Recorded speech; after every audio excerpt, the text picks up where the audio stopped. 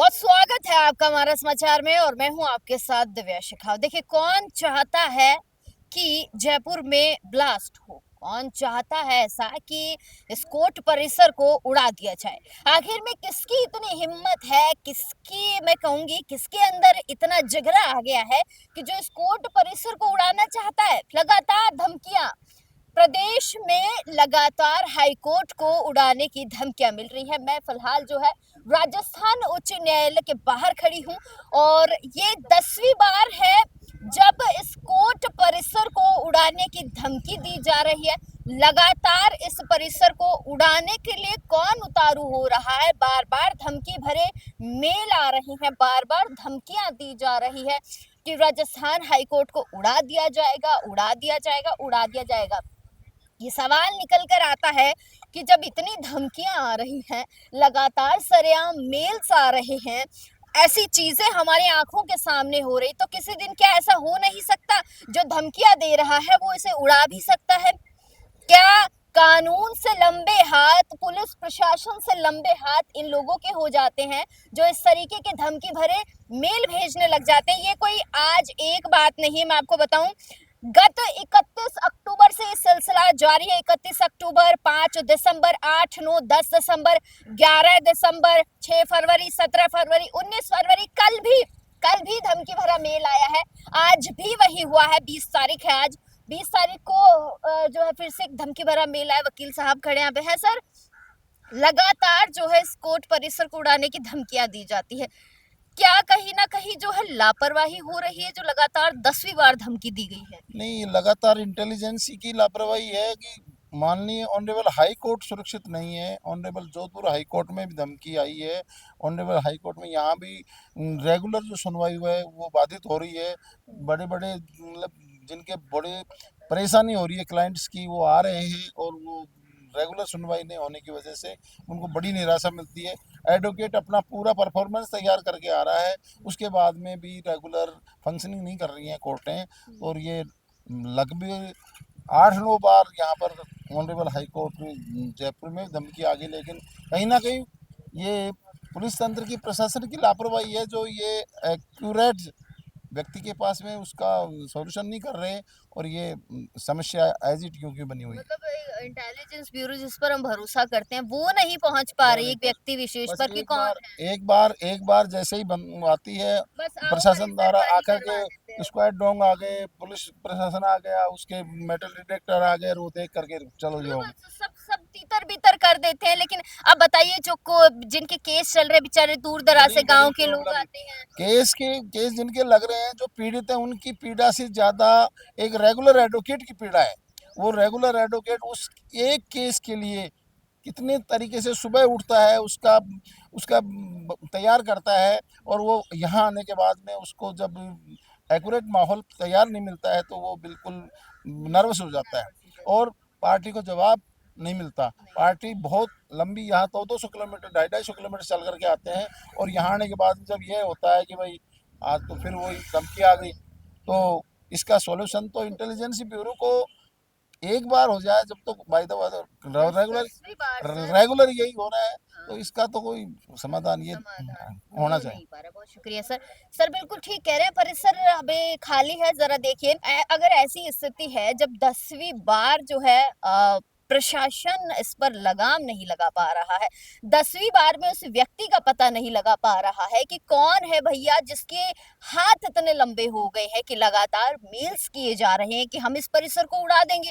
मतलब वो व्यक्ति इतना बड़ा हो गया है कि हम उसे पकड़ नहीं पा रहे हैं, हम उस तक पहुंच नहीं पा रहे हैं कि वो इतना बेखौफ होके 10 बार जो है धमकी दी गई है। कल भी धमकी आई थी, कल भी मैं खबर पढ़ रही थी, आज भी मैं यही खबर पढ़ रही थी।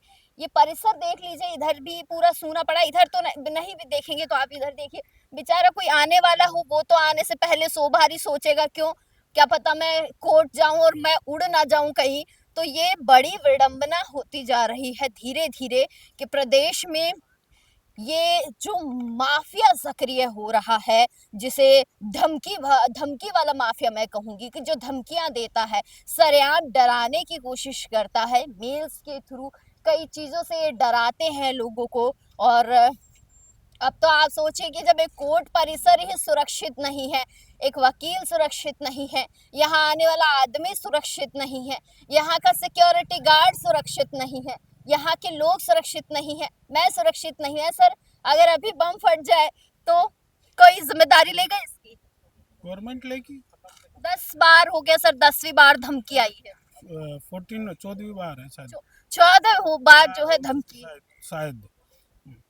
जिनके बारे में शायद नहीं पता हो। मुझे बताइए कि अगर इस तरीके की धमकियां मिल रही तो लगाम क्यों नहीं लगाई जा रही? आप वकील हैं यहाँ पर, हाँ, एडवोकेट हूँ। तो सर बताइए, अगर आप अंदर गए हो, अचानक से बॉम्ब ब्लास्ट हो जाए, घर पे कह कर आते होंगे?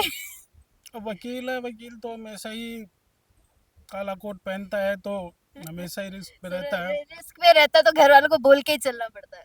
बोलना पड़ता है, हाँ। लेकिन लेकिन ये सुरक्षा की जिम्मेदारी गवर्नमेंट की है। गवर्नमेंट पता नहीं किस एजेंसियाँ क्या कर रही है, क्या नहीं कर रही।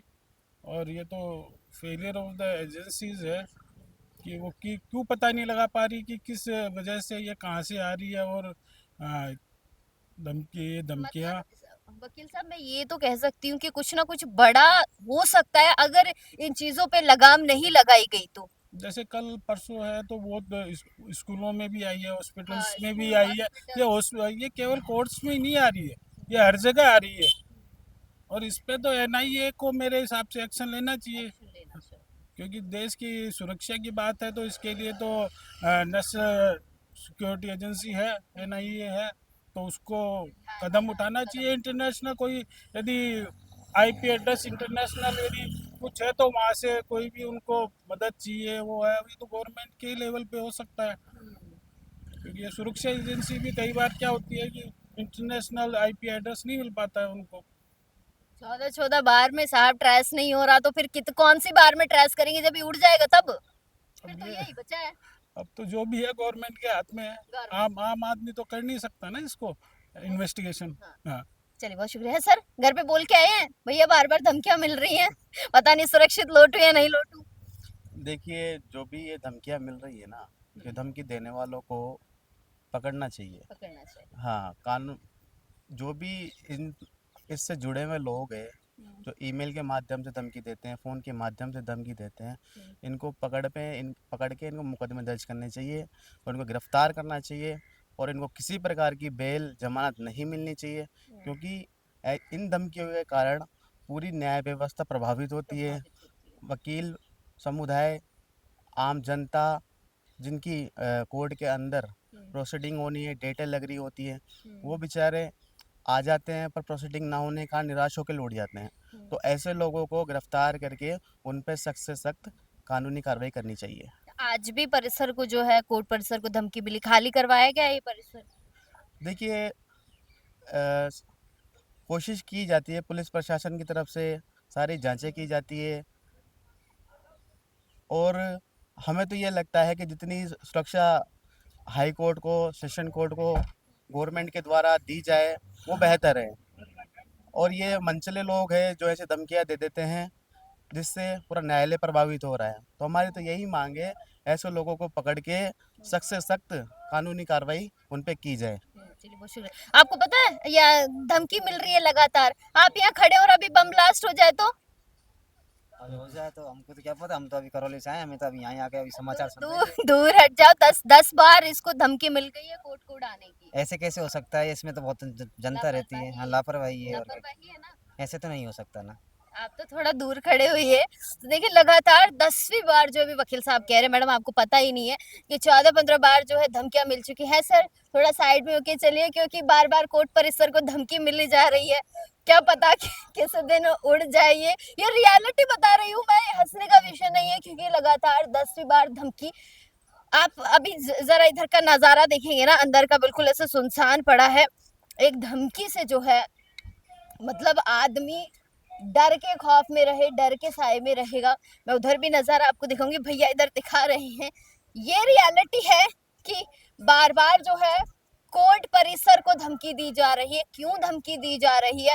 अच्छा, कोर्ट परिसर से किसी को क्या चाहिए कि यहाँ पे न्याय प्रणाली है, यहाँ पर लोग बैठते हैं, लोग यहाँ पर आते जाते हैं, पूरा का पूरा न्याय यहाँ से होता है क्या? इसीलिए जो है इस परिसर को बार बार उड़ाने की धमकियां दी जाती है।